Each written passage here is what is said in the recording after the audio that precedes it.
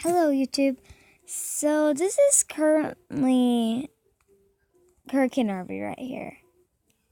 You can know about how many of your population decided to stay in Victoria through this storm? No, we don't have that number right now. We're going to have a better idea once we start getting back out into the community and start making contact with the general public. And at what point will you start venturing out to see if there's anyone that needs immediate assistance, rescuing, any assistance whatsoever? We're hoping that once the Now out of Rockport, Texas, which has been hard hit. The mayor of that town, Charles Wax, with me now on the phone. So, Mayor, have you had an opportunity to get an assessment? We've seen some images of portions of hotel buildings that have been torn away, some flooding there in Rockport. What have you been able to assess? My emergency response teams left the Public Works Center for the first time approximately an hour ago since the eye of the storm passed over the city around 11:30 last night. Oh. There is widespread devastation. So Hurricane Harvey went to a Category 4 to a Category 1 again. So first it was at Category 1, then it got built up to 4, and then it dropped down to 1 again. Jeez. The description you had of the hotel wall that had fallen in, that is true. A lot of standing water there, and Scott makes a good windscreen there. When he turns his back to the wind, we can hear you a lot better. Thanks a lot, Scott. Thanks, Scott. We'll check back with you there out near Palacios. A live look right now as we head to break. Buffalo Bayou rising steadily, not too quickly, but again, we're just beginning this long stretch of days where we'll get a lot of rainfall. Right, Allen Parkway there on your left. More news covering Hurricane Harvey after the break. Flooding comes down from the interior of the state as the storm stalls, and then all the rain heads back down our way toward the coast. So, Mayor, you mentioned that some teams ventured out about an hour ago. What are your concerns about their safety, since you described the conditions are still, quite turbulent there in terms of how they go about looking for or assisting? We are very concerned about their safety. We have there in cross-functional teams, including EMS, fire department, police, public works. They're small groups traveling in small, and with the guidance to your safety is paramount, because we can't help anyone if those people get injured. This was the first time that we felt safe that they could depart with great caution, and we're hoping they will return here shortly to give us a better estimate of what has actually truly happened to our community. And Mayor, describe your community. Tell me what Rockport is like there.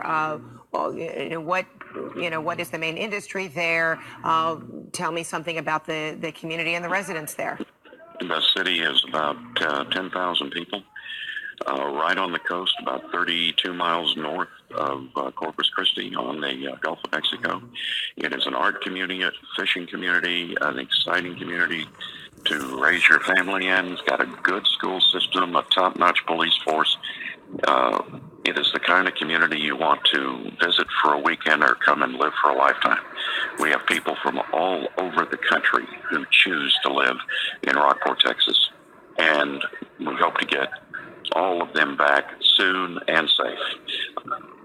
And Mayor, what was the evacuation like? Could you assess whether the majority of your residents there, you said upwards of 10,000 or so, did leave, or do you feel that there's a significant number of people who were likely determined to stay during the storm?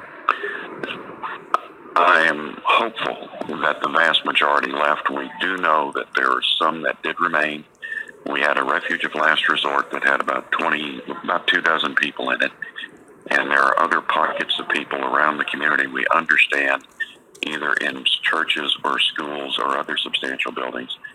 I have no numbers on any of that, but I'm hoping that the vast majority of the residents took the warning seriously and evacuated. I know that the traffic out of town on Wednesday was particularly heavy. I hope all of our residents, all of our citizens are safe and can return, and then we can start to reconstruct. Did I understand you correctly? You said some churches and schools were refugees, locations where people decided to stay? No, I am told that. I have not got that confirmed. I am told that. Okay, so that might be among the first places that your teams will go out to assess to see if indeed that is the case. Gotcha. All right, Mayor, thank you so much. Appreciate it. We'll check back with you. All right, stay with us. Our special coverage continues. Not an area where we have covered a lot of flooding in the past, which is something that firefighters did mention, that many people who live in this area may not have known how bad it would get. Right, and with those training bands of storms, it may get worse there. Okay, Pooja Lodhi live on the east side, thank you. There is also a concern about rising water now on South Maid Creek near Katy. Eyewitness News, Justin Sternberg is out there right now. Justin, what are you seeing? I see there's a lot of water right behind you. Yeah, so if you look at this is South Maid Creek, and let me show you what's going on here. You know, the water's rising really quickly. As you can see, there's the bottom of the bridge, and it's just continuously rising. If you look over here, flood control is out here. They were just taking measurements minutes ago. They're analyzing it right now on their computers, but it's only going to get higher as more rain comes. Right now, the skies are clear, but we know that more could be on its way, and it's risen since I've been here for the last 15 minutes or so. All right, Justin Sternberg, one of our producers, thank you very much. Yeah, that is a trouble spot. As soon as they get a little rain upstream, Maid Creek has been one of those that rises very, very quickly, so we will watch that for you all day long. It does. Well, now we want to go back to Ted Oberg, our Eyewitness News investigative reporter. He was headed over to Rockport, so he is joining us now by phone. Ted?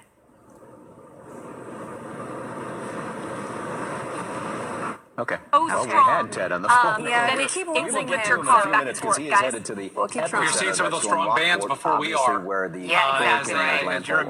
you're in between the hurricane and us. Thank you, Brandy. Thanks, Brandy. Let's get over to Cheetah right now. You're watching another tornado warning, possibly, Cheetah? Possibly. We're seeing signs of that. The National Weather Service has not issued a new tornado warning just yet, but to I see am a lot of the monitoring debris that situation. We do have a tornado watch, though, in effect across the entire parts of our area until 1 o'clock this afternoon. So this is what you need to know here. Hurricane Harvey still northwest now of Victoria, and it is completely slowed down and almost stalled out. So right now, the heaviest rain is from New Waverly, Cleveland, Roman Forest, Liberty, Old River, Winfrey, and south of I-10, including areas like Bristol Beach, San Leon, and portions of Chambers County. Now, the green that you see on the box. And tragic at the same time, because the Arsenaults were fast asleep at about 1 o'clock in the morning when this tornado ripped through Santa Plantation. And this is what they woke up to see. They heard the noise. They heard the tornado coming through. Look at their living room. It is an absolute mess. It looks like a bomb exploded in here. This is the insulation from their roof. And if you look right up, Matt, if you tilt right up, you can see the gaping hole inside of their living room. It is simply incredible. And, you know, as more rain comes into this area, as the winds come into this area, a lot of this insulation we've seen just keeps falling and the damage just keeps getting worse and worse. The Arsenault said that their 14-year-old daughter was actually inside of her bedroom just facing south. And this tornado came through her bedroom, broke the glass window. It actually sliced her in the back, but she is going to be okay. They quickly ran out to get her, and she's going to be all right. The whole family is okay as well. They have a 10-month-old baby as well that was thankfully sleeping downstairs. But you can just see how incredible this damage is. So much to clean up. I don't know how they would even start or where they would start to clean this up. But this is what we've seen throughout this neighborhood here at the Vauqueray Road. And you can see also the doors, the French doors just completely came off their hinges as this tornado came through this area. Around the neighborhood, there is a lot of debris out there right now, and I don't know if we have video that we can show you. I hope that we do, so that you can see just how bad it is on the street right now. There's a number of huge trees that are just split in half. We have boards from the roofs that just went flying.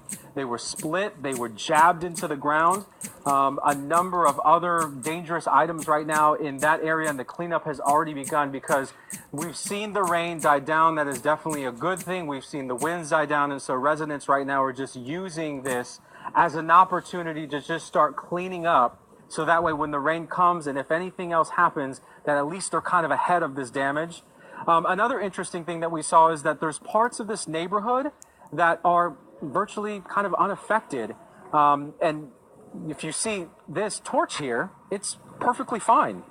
Perfectly fine. But you saw the damage inside of the Arsenault family's home and just how extensive it was. But this little torch that's just being held on by this metal pole is perfectly fine. It didn't even tilt over. It looks like nothing ever came through this area. Okay, so in this chat, people are actually kind of being nice right now. For some reason, they usually aren't really nice to people. Tom, back to you. In touch. Is on the street really right now. crazy. There's a number of huge trees that are just split in half. We have The management location. crews are That's an average closely of monitoring the only 1 bayous and mile even the per roads hour. out there. So And it's we are that joined by stalling Jason Spencer nature with the that Harris is the County. big concern, especially for flooding. But we're also looking at some of these outer bands where we get this trailing effect. Not only does that have a concern for flooding, but also the potential for severe weather. In fact, when you look, we have an active tornado warning right now just to the north of Houston. And the overall picture, look at this. We're talking again, a tornado watch for this region, which does include the city of Houston until 1 o'clock this afternoon. That's Central Time today. Now, the overall severe threat is not just for Texas. It also does include portions of Louisiana with that threat for some tornadoes. And just for some perspective here on this area, the National Weather Service in Houston has issued over 50 tornado warnings so far this month, the majority of those being because of Harvey. That's more tornado warnings in the last 32 Augusts combined. So from 1985 to this August, if you had all the tornado warnings up that they've issued, we've had more this August alone. Again, impressive stats. But this is going to be a long-term concern as well. Corpus Christi International Airport officially closed until 11 a.m. Central Time Monday. Victoria Regional Airport closed until 7 a.m. Sunday morning Central Time, as well as George Bush Intercontinental and Houston Hobby. Take a look at some of these cancellations. Over 500 at George Bush Airport and over 100 at Houston Hobby Airport. So keep that in mind if you have any travel plans for the next couple of days, because those numbers are likely only going to go up from here. The forecast again continues to bring incredibly intense heavy rainfall, especially to the east of the center of that storm. And since we know it's not really going... Guys, I still can't believe it went to a 1 category and then slowly went up to a category 4 and then came down like really fast to category 1 again. I'm confused about that. To move all that much over the next couple of days, this is the big flooding concern. We've already had over 14 inches of rain reported in Ostwell, McFadden over 13 inches of rain. Now you're talking about adding an additional 1 to 2 feet, if not even potentially 3 feet, Fred, to a lot of these locations that have already had enough rain. My goodness. So this slow moving storm, while, it really is misleading. While in some areas people feel like, hey, we've got a clear sky right now and it's time to go out and assess the damage, they really need to take pause on that, because we are talking about, flash flooding and continued rain, right? Absolutely. And the thing is, I want people to understand, as this gets downgraded from Cat 4 to 2 to 1 to even a tropical storm, the flooding threat will last 5 to 7 days. So please don't let your guard down thinking the storm is done, I'm in the clear. This is going to be a big problem for many days. And what about for those first responders? I talked to the mayor of one town who says just about an hour ago they started to send teams out. Likely, what are some of these teams encountering when they head out for the first time? So the first thing that was probably an impact originally was the strong wind. So you've probably got a lot of power lines down, a lot of trees down, and then just debris from various buildings. Yeah, guys, as you can see, as you can see from that other picture of the power lining, like shocks, like all that sparks, millions and thousands of people in Texas's power lines are out, and some of them won't even listen to the directions. I was like, what the heck are they doing? Oh my goodness. Some of them even had to go to bed. I'm sorry, guys. Homes, things like that. 11:30, so a little more than an hour to go, and we've got more rain blowing into parts of Houston. Some of you have peeked out your window or stepped outside and you said, hey, it's kind of clearing up a little bit. The sun's coming out. Well, that's actually going to destabilize the atmosphere even more. And I want to draw your attention to a new feeder band that is beginning to develop, stretching from Columbus in Colorado County through Wharton and Wharton County and then down into Matagorda County. That one appears to be trying to ramp up a little bit, and it's producing some pretty heavy rainfall, not as intense yet as what is happening in southeast Texas, east of I-45. And here's a look at those estimated rainfall accumulations over the past 24 hours. I'm going to loop this one for you. You can kind of see how those heaviest rains overnight really began to build out to the west, and now they're starting to spread off